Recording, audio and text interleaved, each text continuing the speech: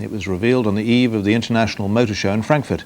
But it'll be 3 years before the new car actually rolls off the production line. The model should safeguard thousands of jobs in the Midlands car industry. 38 years after the Mini was first conceived, tonight Rover gave a tantalising glimpse of its successor.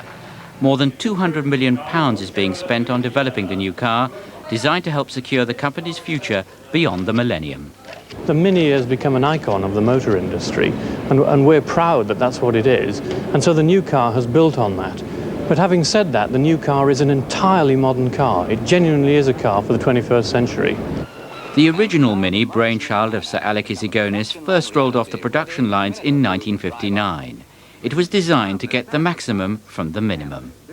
With plenty of room for everyone's belongings, and everyone's cases. What a boon the let-down boot lid is. They'll do 70, so you get there just as quickly as the big cars. It became the fun car of the 60s, its appeal boosted by film stars and fashion models. More than 5 million have been sold. But competitors like Mercedes have already launched their own versions of a compact family saloon, so Rover may have some catching up to do. It's going to be about 3 years before we see the new Mini out on the streets. I'm not too worried about that, because there is a lot of evidence to suggest that you don't have to be first into a new product or a marketplace, but what you have to do is to be the best, and that's clearly going to be the trick for Rover. Eventually, 100,000 new Minis are expected to be built each year, 5 times the present output, safeguarding more than 15,000 jobs in the Midlands. Bob Sinkinson, BBC News.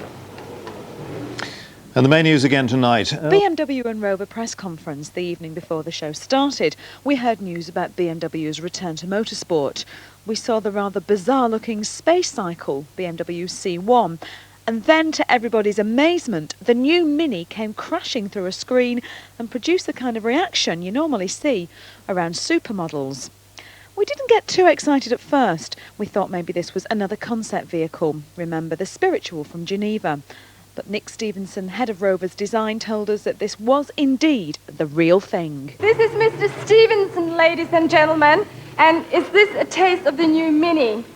This isn't a taste of the new Mini, Sonia. This is the new Mini. Wow. This is the real thing. A car like a Mini, what an act to follow.